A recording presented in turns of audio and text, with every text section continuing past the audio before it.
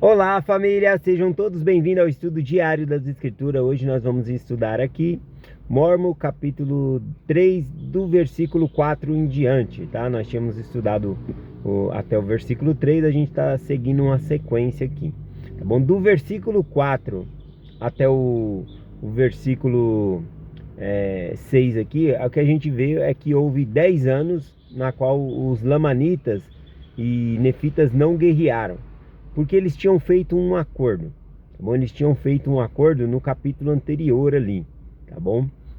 Aqui, lá, por exemplo, lá em Mormon, capítulo 2, versículo 29, fala que eles fizeram um acordo com os lamanitas ficaram com a melhor parte da terra, que era a terra do sul, né? E aí, então, eles ficaram com a terra do norte. E isso se passou 10 anos e agora os lamanitas estavam vindo, mandaram uma carta, deixando ele ciente de que eles iriam atacá-lo, os nefitas, novamente, tá bom? Após 10 anos. Isso havia se passado aqui 360 anos depois da vinda de Jesus Cristo. E agora eles estavam novamente se preparando aqui para se defender aqui dos lamanitas, né? Eles juntaram seus exércitos e ficaram numa parte da terra ali para impedir que os lamanitas avançassem no restante da terra deles, tá bom? Mas é estranho, né, que eles fazem esse acordo com os lamanitas, com os ladrões de Gadianton, e a gente vê que o inimigo ele nunca está satisfeito. Eles ficaram com a melhor parte e ainda assim não está satisfeito. Ele quer tornar as pessoas tão miseráveis com ele. Não dá para fazer acordo com o inimigo, em outras palavras, né? Isso me lembrou lá em Mateus capítulo 4, né, na tentação de Jesus ali, o diabo tentando, lá em Mateus 4, por exemplo, versículo 9, o diabo disse para ele, né, para Jesus Cristo: tudo isso te darei, se prostrando me adorares, né? Ele mostrou os reinos da terra e falou para Jesus que tudo isso eu te darei, né, se você me prostrando me adorares. Jesus Cristo responde para ele: vai-te, Satanás, porque está escrito, só ao Senhor teu Deus adorarás e só a ele servirás. Esse vai-te, Satanás aqui mostra que Jesus Cristo não quis nem conversar, né? Não quis acordo nenhum. Então não podemos fazer acordo com os inimigos, não. É só vai-te, Satanás, né? Manda embora ali. Vamos voltar aqui então para o estudo. Mormon capítulo 3, versículo 7 em diante. Eles estavam preparando-se aqui, né, para essa guerra. E aconteceu que no 70º ano, os lamanitas desceram para a cidade de Desolação, a fim de guerrear-nos. E aconteceu que nesse ano nós os derrotamos, de modo que retornaram às suas próprias terras.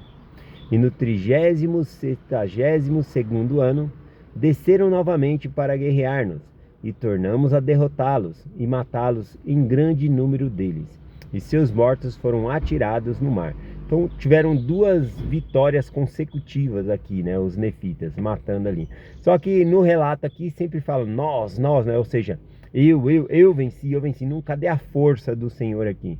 A gente observa no versículo 9 agora que eles se vangloriavam, achando que era por eles mesmos que eles estavam vencendo as batalhas aqui, né? Esquecendo-se de Deus ali, contando vantagem. Então vamos lá, o versículo 9 diz assim, ó: ora, e por causa deste grande feito, ou seja, das duas vitórias consecutivas que eles fizeram aqui, do meu povo, os nefitas haviam realizado e começavam a vangloriar-se de sua própria força e jurar perante o céu que vingariam o sangue de seus irmãos, os quais tinham sido mortos por seus inimigos. Então aqui o motivo da guerra, né? Eles já haviam vencido os lamanitas aqui duas vezes, estavam defendendo suas terras, mas agora não, agora eles queriam vingança, né?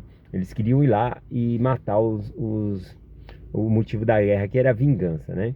Vamos ver como continua aqui, ó. E juraram pelos céus e também pelo trono de Deus, que subiriam para batalhar contra seus inimigos e varreriam da face da terra, ou seja, destruiria eles por completo. E aconteceu que eu, Mormon, recusei-me determinantemente, daí em diante, a ser seu comandante e chefe do povo, em virtude de suas iniquidades e abominações. Então, Mormon, como ele era o capitão de todo o exército ali, ele se recusou a ser esse capitão por conta do motivo da guerra. Eles queriam vingança, né? E aí Mormon, ele não quis dar seguimento nesse propósito. Então, determinadamente, ele fala que não vai mais ir à frente do exército aqui. Como que Mormon fazia antes, né, para comandar esse exército? Será que era com satisfação? Vamos ver as próprias palavras dele, se ele estava comandando esse exército com grande satisfação, com alegria. Não, né? Olha aqui, versículo 12 em diante. E eis que eu os conduzira, apesar das iniquidades. Está falando do passado, né? Agora ele falou que não iria mais conduzir eles. Mas eis que eu os conduzira, apesar de suas iniquidades. E eu os conduzia e fazia várias vezes as batalhas, e armando-os e amando-os segundo o amor de Deus que estava em mim.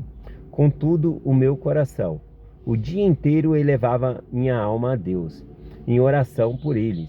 Não obstante, era sem fé por causa da dureza do coração deles. Imagina isso, né? Orando por eles, mas sem fé que realmente eles iriam mudar, porque o coração deles era tão duro, que eles não mudavam, né? No capítulo anterior também falou sobre isso, a pregação, e eles recusavam, não queriam, né, voltar-se para o Senhor. Estavam deleitando-se, né, com a guerra. Esse que era o ponto aqui. E aí Mormon compartilha aqui, ó. E 3 vezes livrei-os das mãos de seus inimigos, e eles não se arrependeram de seus pecados. Ou seja, Deus deu o livramento 3 vezes aqui, mas mesmo assim eles continuaram, né, nos pecados dele. E quando juraram por tudo que fora proibido por nosso Senhor e Salvador Jesus Cristo, que subiriam para batalhar contra os seus inimigos e vingariam o sangue de seus irmãos, eis que a voz do Senhor chegou a mim, dizendo: minha é a vingança, e eu retribuirei. Então a vingança é do Senhor, nunca devemos procurar fazer vingança com as próprias mãos, tá bom? Então a vingança, ela é do Senhor. E aqui quando o Senhor fala eu retribuirei, ele vai agir de acordo com eles. Da maneira que julgamos, seremos julgados, né? É o que é o ensinamento. Então, se eles queriam vingança, agora o Senhor ia vingar o quê? A iniquidade deles, as abominações dele. Então, vai ficar pesado aqui para eles, tá bom? Aqui o Senhor então promete que iria varrê-los da face da terra aqui, tá bom? Versículo 16: e aconteceu que recusei-me determinantemente a marchar contra meus inimigos, e fiz como o Senhor me ordenara, e permaneci como uma testemunha passiva, para manifestar ao mundo as coisas que vi e ouvi, segundo as manifestações do Espírito, ao qual dera testemunho acerca das coisas futuras. Então, aqui Mormon ele fica como uma testemunha passiva, né? Ele falou: não vou ir à frente do exército, eu vou ser só uma testemunha do que está acontecendo, como o Senhor havia ordenado ali, porque não adiantava pregar mais o evangelho para eles, tá bom?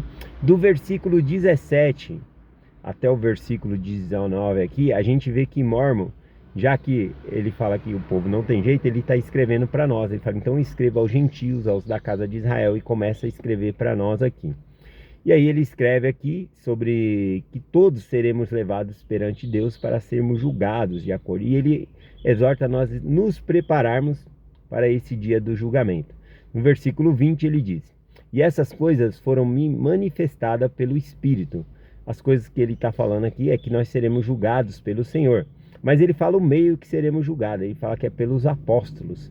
Então os apóstolos vão nos julgar, assim como Jesus Cristo ensinou lá no Novo Testamento, que quando ele chegasse sua glória, também aos apóstolos daria 12 tronos, e eles julgariam a casa de Israel. Então é por meio dos apóstolos que seremos julgados. Então isso foi manifestado a ele por meio do Espírito. Portanto escrevo a todos vós, e por esta razão eu vos escrevo, para que saibais que deveis todos comparecer ante o tribunal de Cristo. Sim, todas as almas que pertencem a toda a família humana de Adão.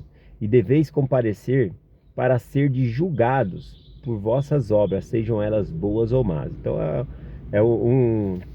todo mundo vai comparecer, não tem como, né? Todo mundo vai comparecer perante Deus e ser julgado nesse tribunal aqui. A diferença é que aqueles que fizeram boas obras vai receber um galardão. Aqueles que fizeram más obras vai receber de acordo com os seus feitos ali.